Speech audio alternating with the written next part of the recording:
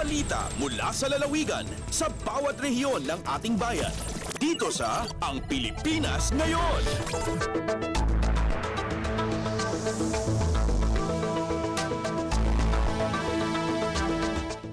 Dumako na tayo sa ating regional news. Unahin natin ang mga balita mula sa rehiyon ng Luzon.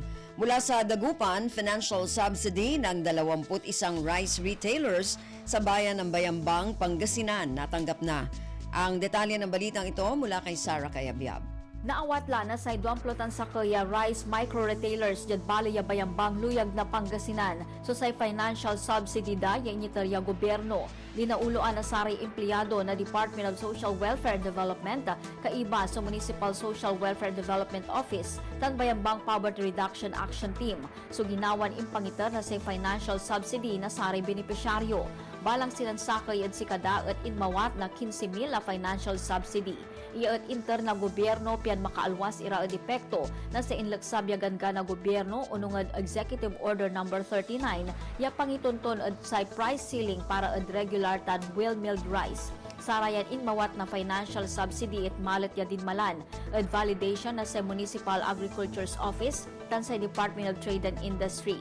Wadman met iraso arom na rice micro-retailers yan ang lapod syudad na San Carlos ya inmawat met na sayan tulong. Malalapod Radyo Pilipinas Dagupan, siya si Sarah Cayabyab para at Radyo Pilipinas World Service. Balita mula sa lalawigan sa bawat rehiyon ng ating bayan. Dito sa Ang Pilipinas Ngayon.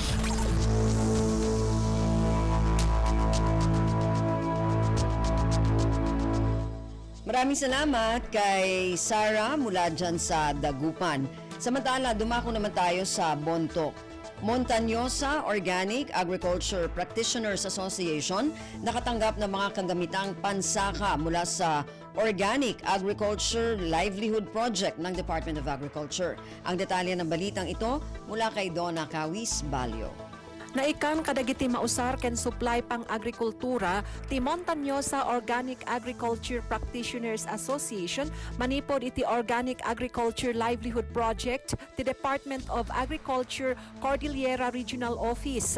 Sigon iti Mountain Province Provincial Government Information Office karaman kadagiti farm supplies ken materials ken ited iti organisasyon ket water tank, plastic sheet, mesh net, bended pipes, crates, garden hose, molasses, kanda dumapay. Iti turnover ceremony tinasao nga tulong inalukoy met ni Governor Bonifacio Lacuasan Jr. ti umili at tumulong iti promosyon dagiti organiko a produkto ti agrikultura tadaytoy ti maysa kunana a sikreto iti atiddog a biag.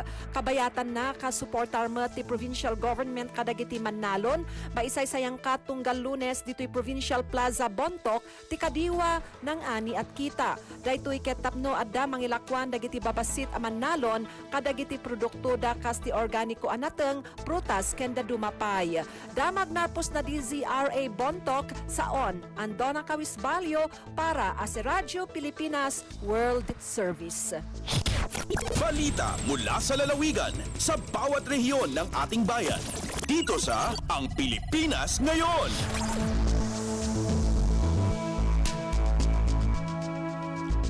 Maraming salamat, Donna. Yan ang ulat mula sa Bontoc. Samantala, dumako naman tayo sa Tabuk. Kabuo ang 14 na rice retailers ng Kalinga tumanggap ng cash aid. Ang detalye ng balitang ito mula kay Renzi Roaquin. Pakabuklan nga sa kapulok at upat nga rice retailers dito'y Kalinga, iti imawat ti cash aid baba ni DSWD Sustainable Livelihood Program. Namon dito iti PBS DCRK Radio Pilipinas kini Maria Cecilia Baral iti DTI Kalinga na ramid ko na iti distribution by batch kalang iti nagtulnog iti Executive Order 39 nga mangiputungpal iti rice price cap nga 41 peso iti regular milled rice ken 45 peso para iti well milled rice. Dinakamat pa ni Baral nga darag iti unlicensed rice retailers ken sari-sari stores nga glaklako iti bagas nga eligible nga imawat iti nasaw nga aid. Iti joint monitoring team para iti panakipatungpal iti rice price cap kaya DTI Kalinga, DA, PNP, City LGU Tabuk, ken Dumapay. Manipod DZRK Tabuk City, Red Zero Wakin ang ipatpadamag, para iti Radio Pilipinas World Service. Balita mula sa lalawigan sa bawat rehiyon ng ating bayan. Dito sa Ang Pilipinas Ngayon. Maraming salamat, Renzi. Ano ulat mula sa Tabuk. Dumako naman tayo ngayon sa Lucena. Kauna-unahang school-based Dole Tupad program inilunsad sa Tayabas City. Ang detalye ng balitang ito mula kay Carmi Isles. Inilunsad po ng kaunahang school-based Dole Tulong Panghanap Buhay sa Ating Disadvantage Displaced Workers o TUPAD program sa Luis Palad Integrated School, Tayabas City. Umabot sa 667 na Tayabasin mula sa first batch ang napili maging bahagi ng programa na dadaan sa interview ng Dole bago maging ganap na beneficiaries. Ayon kay Konsehal Farley Abrigo, madaragdagan pa ang mga ito dahil kabuo ang 2,500 beneficiaries mula sa Tayabas City ang inaprubahan ng Dole. Sasakupin ng TUPAD workers ang paglilinis at pangangalaga ng lahat ng 35 paaralan sa lungsod. Isinabay din sa pagtaas ng minimum wage ang sasahuri ng mga benepisyaryo mula 470 pesos kada araw ay makatatanggap na ang mga ito ng 520 pesos na arawang kita. Dahil dito aasahan ang kabuoang sweldo ng 5,200 pesos para sa 10 araw na pagtatrabaho ng TUPAD workers. Mula sa RP Lucena, ito si Carmi Isles para sa Radyo Pilipinas World Service. Balita mula sa lalawigan sa bawat rehiyon ng ating bayan. Dito sa Ang Pilipinas Ngayon.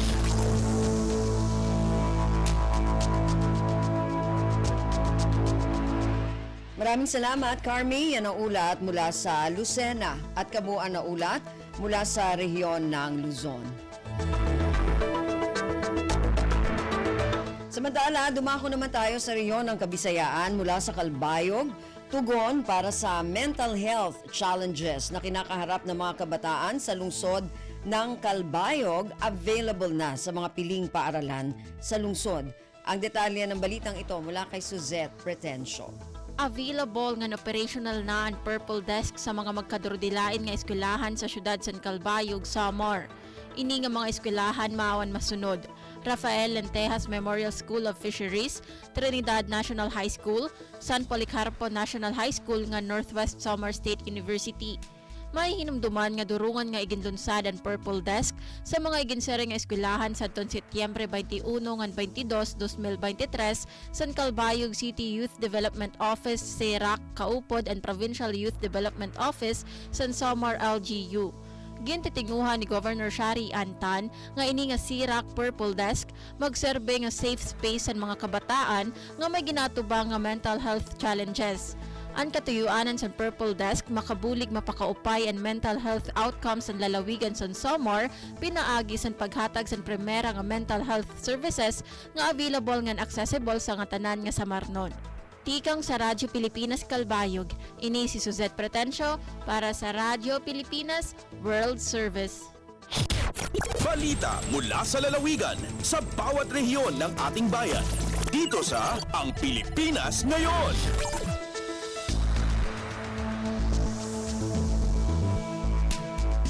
Maraming salamat, Suzette. Yan ang ulat mula sa Calbayog at kabuuan na ulat mula sa rehiyon ng Kabisayaan.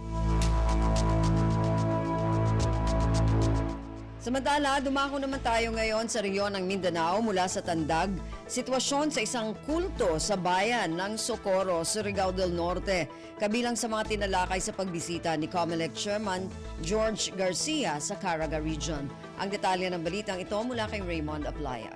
Gipahigayon kagapong adlaw, Setyembre 26 sa COMELEC Caraga ang panagtagbo sa mga miyembro sa Regional Joint Security Control Center o RJSCC ning rehiyon aron hisgutan ang malabot nga Oktubre 30 Barangay and Sangguniang Kabataan Elections o BSKA. Sa pagginabi sa Radyo Pilipinas Tandag, gibutiyag ni Attorney Ernie Palanan, ang Provincial Election Supervisor sa Surigao del Sur, nga maong command conference ang gitambungan mismo sa ilahang chairman nga si Attorney George Erwin Garcia.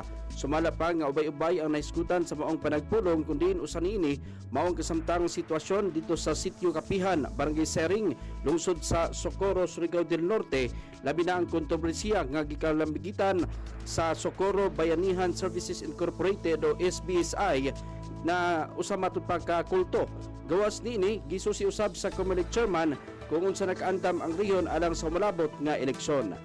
Gikan sa Radyo Pilipinas Tandag, kini si Raymond Aplaya alang sa Radyo Pilipinas World Service. Balita mula sa lalawigan sa bawat rehiyon ng ating bayan.